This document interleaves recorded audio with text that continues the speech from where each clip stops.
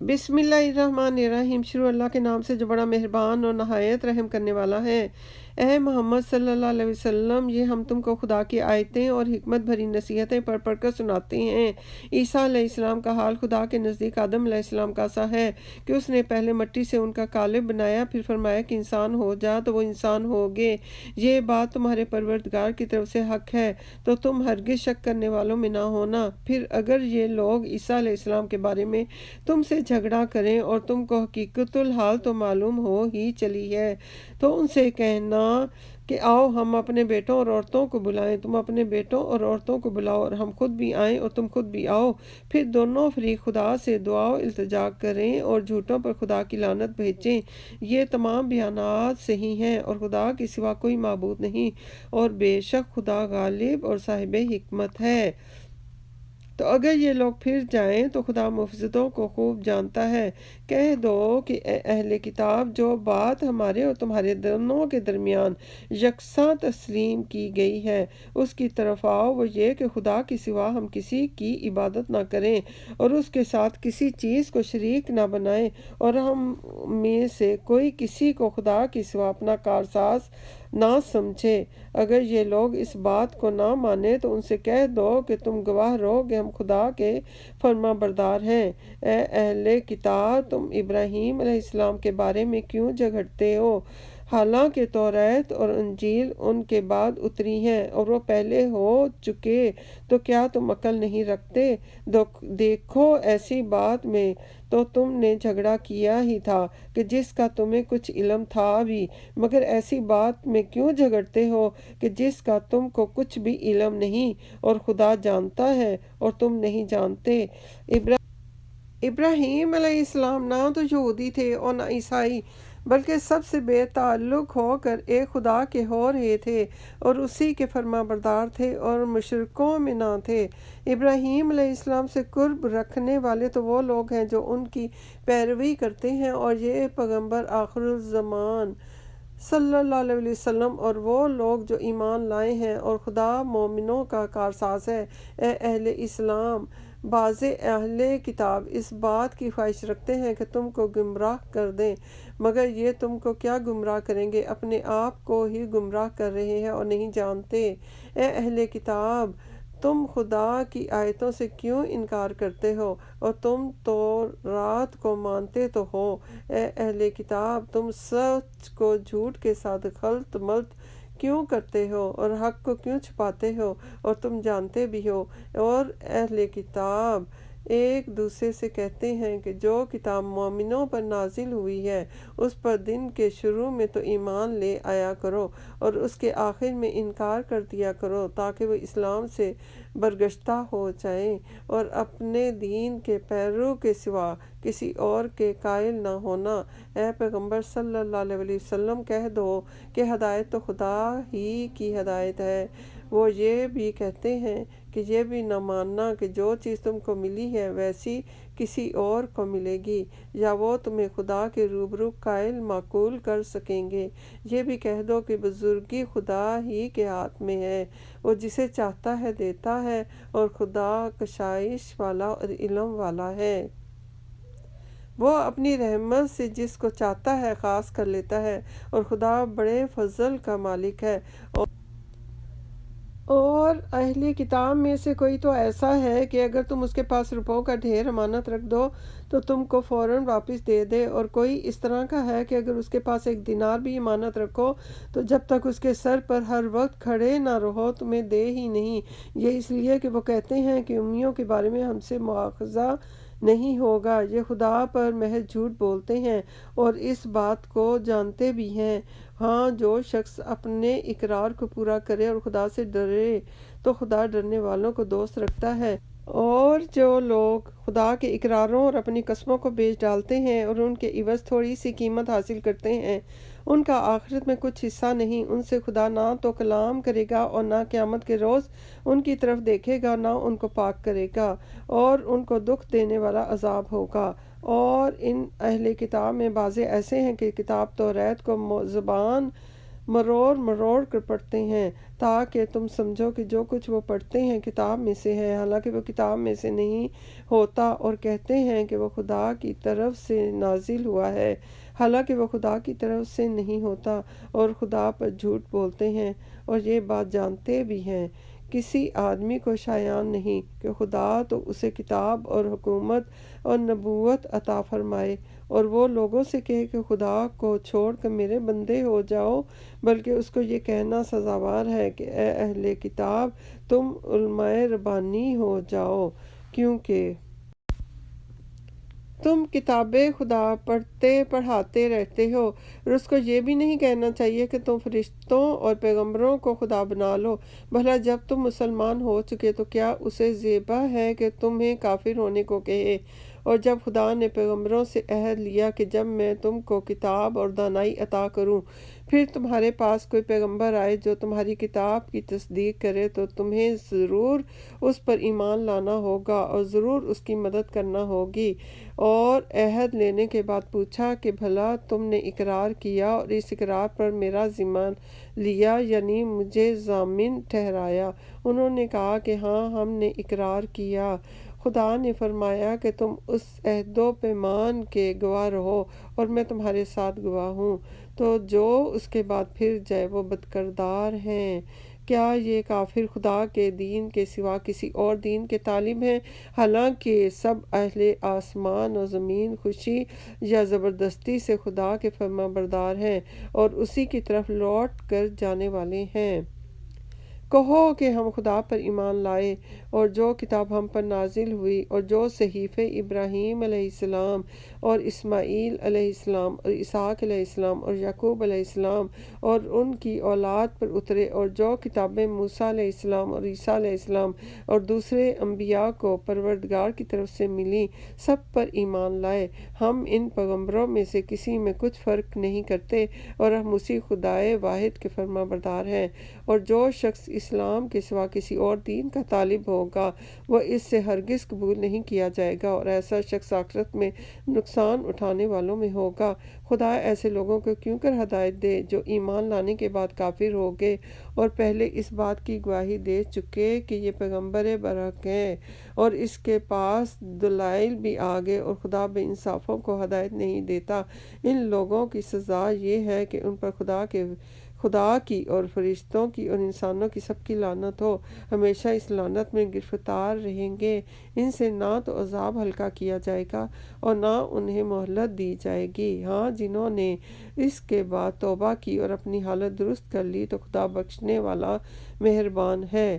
جو لوگ ایمان لانے کے بعد کافر ہو گئے پھر کفر میں بڑھتے گئے، ایسوں کی توبہ ہرگز قبول نہ ہوگی، اور یہ لوگ گمراہ ہیں۔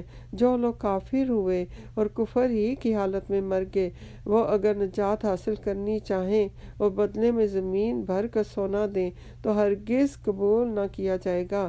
ان لوگوں کو دکھ دینے والا عذاب ہوگا اور ان کی کوئی مدد نہیں کرے گا۔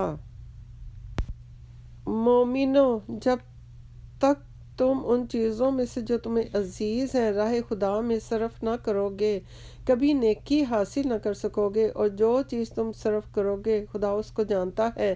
بنی اسرائیل کے لیے توریت کے نازل ہونے سے پہلے کھانے کی تمام چیزیں حلال تھیں، بجز ان کے جو یعقوب علیہ السلام نے خود اپنے اوپر حرام کر لی تھیں۔ کہہ دو کہ اگر سچے ہو تو توریت لاؤ اور اسے پڑھو، یعنی دلیل پیش کرو۔ جو اس کے بعد بھی خدا پر جھوٹے افطرا کریں تو ایسے لوگ ہی بے انصاف ہیں۔ کہہ دو کہ خدا نے سچ فرما دیا کہ پس دین ابراہیم علیہ السلام کی پیروی کرو، جو سب سے بے تعلق ہو کر ایک خدا کے ہو رہے تھے اور مشرکوں سے نہ تھے۔ پہلا گھر جو لوگ عبادت کرنے کے لیے مقرر کیا گیا تھا وہی ہے جو مکے میں ہے، بابرکت اور جہان کے لیے موجب ہدایت۔ اس میں کھلی ہوئی نشانیاں ہیں، جن میں سے ایک ابراہیم علیہ السلام کے کھڑے ہونے کی جگہ ہے۔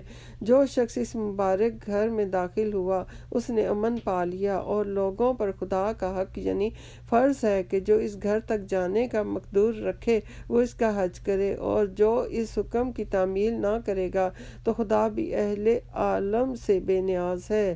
کہو کہ اہل کتاب تم خدا کی آیتوں سے کیوں کفر کرتے ہو اور خدا تمہارے سب اعمال سے باخبر ہے۔ کہو کہ اے اہل کتاب تم مومنوں کو خدا کے رستے سے کیوں روکتے ہو اور باوجود یہ کہ تم اس سے واقف ہو کہ اس میں کجی نکالتے ہو اور خدا تمہارے کاموں سے بے خبر نہیں۔ مومنوں، اگر تم اہل کتاب کے کسی فریق کا کہا مان لو گے تو وہ تمہیں ایمان لانے کے بعد کافر بنا دیں گے، اور تم کیوں کر کفر کرو گے جبکہ تم کو خدا کی آیتیں پڑھ پڑھ کر سنائی جاتی ہیں اور تم میں اس کے پیغمبر موجود ہیں، اور جس نے خدا کی ہدایت کی رسی کو مضبوط پکڑ لیا وہ سیدھے رستے لگ گیا۔ مومنوں، خدا سے ڈرو جیسا کہ اسے ڈرنے کا حق ہے، اور مرنا تو مسلمان ہی مرنا، اور سب مل کر خدا کی ہدایت کی رسی کو مضبوط پکڑے رہنا اور متفرق نہ ہونا۔ اور خدا کی اس مہربانی کو یاد کرو کہ جب تم ایک دوسرے کے دشمن تھے تو اس نے تمہارے دلوں میں الفت ڈال دی اور تم اس کی مہربانی سے بھائی بھائی ہو گئے، اور تم آگ کے گڑھے کے کنارے تک پہنچ چکے تھے تو خدا نے تم کو اس سے بچا لیا۔ اس طرح خدا تم کو اپنی آیتیں کھول کھول کر سناتا ہے تاکہ تم ہدایت پاؤ، اور تم میں سے ایک ایسی جماعت ہونی چاہیے جو لوگوں کو نیکی کی طرف بلائے اور اچھے کام کرنے کا حکم دے اور برے کاموں سے منع کرے۔ یہی لوگ ہیں جو نجات پانے والے ہیں، اور ان لوگوں کی طرح نہ ہونا جو متفرق ہو گئے اور احکام بین آنے کے بعد ایک دوسرے سے خلاف و اختلاف کرنے لگے۔ یہ وہ لوگ ہیں جن کو قیامت کے دن بڑا عذاب ہوگا، جس دن بہت سے منہ سفید ہوں گے اور بہت سے سیاہ۔ تو جن لوگوں کے منہ سیاہ ہوں گے ان سے خدا فرمائے گا کہ کیا تم ایمان لا کر کافر ہو گئے تھے؟ سو اب اس کفر کے بدلے عذاب کے مزے چکھو۔ اور جن لوگوں کے منہ سفید ہوں گے وہ خدا کی رحمت کے باغوں میں ہوں گے اور ان میں ہمیشہ رہیں گے۔ یہ خدا کی آیتیں ہیں جو ہم تم کو صحت کے ساتھ پڑھ کر سناتے ہیں، اور خدا اہل عالم پر ظلم نہیں کرنا چاہتا، اور جو کچھ آسمانوں میں ہے اور جو کچھ زمین میں ہے سب خدا ہی کا ہے، اور سب کاموں کا رجوع اور انجام خدا ہی کی طرف ہے۔ مومنوں، جتنی امتیں یعنی قومیں لوگوں میں پیدا ہوئیں، تم ان سب سے بہتر ہو کہ نیک کام کرنے کو کہتے ہو اور برے کاموں سے منع کرتے ہو اور خدا پر ایمان رکھتے ہو۔ اور اگر اہل کتاب بھی ایمان لے آتے تو ان کے لیے بہت اچھا ہوتا، اور ان میں ایمان لانے والے بھی ہیں لیکن تھوڑے اور اکثر نافرمان ہیں، اور یہ تمہیں خفیف سی تکلیف کے سوا کچھ نقصان نہیں پہنچا سکیں گے، اور اگر تم سے لڑیں گے تو پیٹھ پھیر کر بھاگ جائیں گے، پھر ان کو مدد بھی کہیں سے نہیں ملے گی۔ یہ جہاں نظر آئیں گے ذلت کو دیکھو گے ان سے چمٹ رہی ہے، بجز اس کے کہ یہ خدا اور مسلمان لوگوں کی پناہ میں آ جائیں، اور یہ لوگ خدا کے غضب میں گرفتار ہیں اور ناداری ان سے لپٹ رہی ہے۔ یہ اس لیے کہ خدا کی آیتوں سے انکار کرتے تھے اور اس کے پیغمبروں کو ناحق قتل کر دیتے تھے، یہ اس لیے کہ یہ نافرمانی کیے جاتے اور حد سے بڑھے جاتے تھے۔ یہ بھی سب ایک جیسے ہیں۔ ان اہل کتاب میں کچھ لوگ حکم خدا پر قائم بھی ہیں، جو رات کے وقت خدا کی آیتیں پڑھتے اور اس کے آگے سجدہ کرتے ہیں، اور یہ خدا پر اور روز آخرت پر ایمان رکھتے اور اچھے کام کرنے کو کہتے اور برے باتوں سے منع کرتے اور نیکیوں پر لپکتے ہیں، اور یہی لوگ نیکوکار ہیں۔ اور جس طرح کی نیکی کریں گے ان کی ناقدری نہیں کی جائے گی، اور خدا پرہیزگاروں کو خوب جانتا ہے۔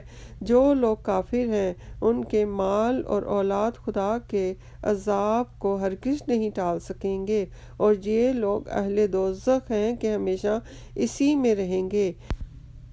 یہ جو مال دنیا کی زندگی میں خرچ کرتے ہیں اس کی مثال ہوا کی سی ہے جس میں سخت سردی ہو، اور وہ ایسے لوگوں کی کھیتی پر جو اپنے آپ پر ظلم کرتے تھے چلے اور اسے تباہ کر دے، اور خدا نے ان پر کچھ ظلم نہیں کیا بلکہ یہ خود اپنے اوپر ظلم کر رہے ہیں۔ مومنوں، کسی غیر مذہب کے آدمی کو اپنا رازدار نہ بنانا۔ یہ لوگ تمہاری خرابی اور فتنہ انگیزی کرنے میں کسی طرح کی کوتاہی نہیں کرتے، اور چاہتے ہیں کہ جس طرح طرح ہو تمہیں تکلیف پہنچے۔ ان کی زبانوں سے تو دشمنی ظاہر ہو ہی چکی ہے، اور جو کینے ان کے سینوں میں مخفی ہیں وہ کہیں زیادہ ہیں۔ اگر تم عقل رکھتے ہو تو ہم نے تم کو اپنی آیتیں کھول کھول کر سنا دی ہیں۔ دیکھو تم ایسے صاف دل لوگ ہو کہ ان لوگوں سے دوستی رکھتے ہو، حالانکہ وہ تم سے دوستی نہیں رکھتے، اور تم سب کتابوں پر ایمان رکھتے ہو اور وہ تمہاری کتاب کو نہیں مانتے، اور جب تم سے ملتے ہیں تو کہتے ہیں کہ ہم ایمان لے آئے ہیں، اور جب الگ ہوتے ہیں تو تم پر غصے کے سبب انگلیاں کاٹ کاٹ کھاتے ہیں۔ ان سے کہہ دو کہ بدبختو، غصے میں مر جاؤ، خدا تمہارے دلوں کی باتوں سے خوب واقف ہے۔ اگر تمہیں آسودگی حاصل ہو تو ان کو بری لگتی ہے، اور اگر رنج پہنچے تو خوش ہوتے ہیں، اور اگر تم تکلیفوں کی برداشت اور ان سے کنارہ کشی کرتے رہو گے تو ان کا فریب تمہیں کچھ بھی نقصان نہیں پہنچا سکے گا۔ یہ جو کچھ کرتے ہیں خدا اس پر احاطہ کیے ہوئے ہے۔ اور اس وقت کو یاد کرو کہ جب تم صبح کو اپنے گھر روانہ ہو کر ایمان والوں کو لڑائی کے لیے مورچوں پر موقع بے موقع متعین کرنے لگے، اور خدا سب کچھ سنتا اور جانتا ہے، اس وقت تم میں سے دو جماعتوں نے جی چھوڑ دینا چاہا، مگر خدا ان کا مددگار تھا، اور مومنوں کو خدا ہی پر بھروسہ کرنا چاہیے۔ اور خدا نے جنگ بدر میں بھی تمہاری مدد کی تھی، اور اس وقت بھی تم بے سر و سامان تھے۔ پس خدا سے ڈرو اور ان احسانوں کو یاد کرو تاکہ شکر کرو۔ جب تم مومنوں سے یہ کہہ کر ان کے دل بڑھا رہے تھے کہ کیا یہ کافی نہیں کہ پروردگار 3000 فرشتے نازل کر کے تمہیں مدد دے دے؟ ہاں، اگر تم دل کو مضبوط رکھو اور خدا سے ڈرتے رہو، اور کافر تم پر جوش کے ساتھ دفتن حملہ کر دیں، تو پروردگار 5000 فرشتے جن پر نشان ہوں گے تمہاری مدد کو بھیجے گا، اور اس مدد کو خدا نے تمہارے لیے ذریعہ بشارت بنایا، یعنی اس لیے کہ تمہارے دلوں کو اس سے تسلی حاصل ہو، ورنہ مدد تو خدا ہی کی ہے جو غالب اور حکمت والا ہے۔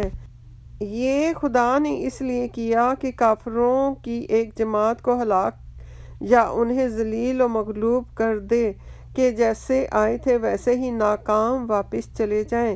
اے پیغمبر صلی اللہ علیہ وسلم، اس کام میں تمہارا کچھ اختیار نہیں۔